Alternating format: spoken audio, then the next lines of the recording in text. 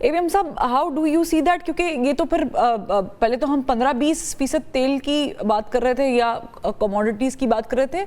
اگر ریڈ سی والا معاملہ ہو جاتا ہے تو یہ تو بہت بڑے پیمانے پر خرابی پیدا ہو جائے گی. دیکھیے ایک صرف السلام علیکم سب سے پہلے, یہ سب ابھی تک تو صرف یہ جو جنگ ہوئی ہے اس کی وجہ سے دنیا کی اکنامکس کے اوپر, انرجی کے اوپر, فرٹیلائزر کے اوپر, مائننگ کے اوپر بہت گہرے اثرات پڑے ہیں. جو امپورٹنٹ فرٹیلائزر ہیں وہ 40% سے زیادہ اپریشیٹ ہو چکی ہیں دنیا بھر میں, کیونکہ ان کا سارا را مٹیریل انہیں سے بنتا ہے, آئل سے جو اس کے سبسٹیوٹ ہوتے ہیں ان سے بنتا ہے, جو اس کے ریزیڈیوز ہوتے ہیں ان سے بنتا ہے.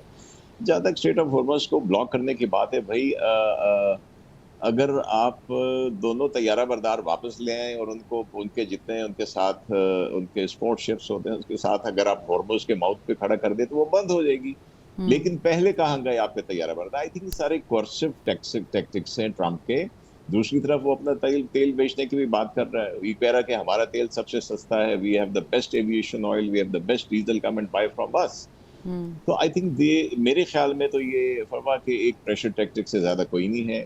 اور جیسے ابھی جو ہمارے ساتھی بتا رہے تھے کہ ان کے پاس جس طرح کی سب میرینز ہیں, میجٹس ہیں, ان کے ساتھ اس کو کلوز کرنا بڑا آسان ہے.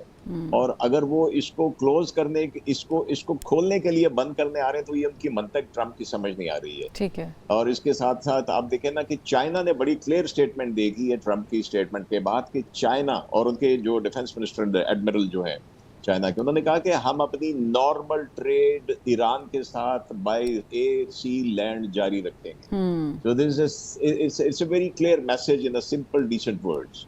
It's not easy میرے خیال میں اتنا ایسے ہوگا. لیکن آپ نہیں سمجھتے it's time to expand that as well. صرف چائنا تک محدود نہیں رکھنا چاہتا ایران تو پوری دنیا میں اپنی چین سپلائی کو بڑھانا چاہتا ہے, اور اسی کے لیے شاید یہ مذاکرہ سینکشنز کی بات ہم اسی لیے کرتے ہیں, یا انہوں نے بھی سینکشنز کی بات اسی لیے کی تھی.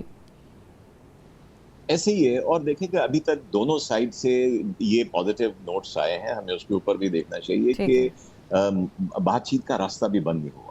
یہ وہی کورسو ٹیکٹکس ہیں جو پہلے بھی چل رہے تھے, ڈیورنگ میڈیشن بھی چل رہے تھے, اور یہ ابھی چلتے رہیں گے. لیکن آئی ایم شیور کہ بیک ڈور ڈپلومیسی چل رہی ہے, اور things hopefully should improve, کیونکہ اگر دوبارہ وار سٹارٹ ہوتی ہے تو it's going to be very catastrophic for the entire world. Economy کے طور کے اوپر آپ اس میں صرف یہ ریجن افیکٹ نہیں ہوگا, ساری دنیا افیکٹ ہوگی. اینڈ آلسو آئی تھنک کوئی بھی ملک جو ہے وہ اتنی لمبی جنگ لڑنے کے لیے بہت ساری چیزوں کو انوالومنٹ چاہیے ہوتی ہے, پیسہ چاہیے ہوتا ہے, آپ کو وار ہیڈس چاہیے ہوتے ہیں, اور یہ اس کی تیاری ہوتی ہے. لیکن اگر آپ بغیر تیاری یا بغیر ٹارگٹس کے کسی جنگ پہ کود جائیں, اسپیشلی آپ سپر پاور کہلانے والا ملک ہوں, تو پھر آپ کو بھی جواب دینا پڑتا ہے دنیا کو کہ آپ نے کیا اچیو کیا.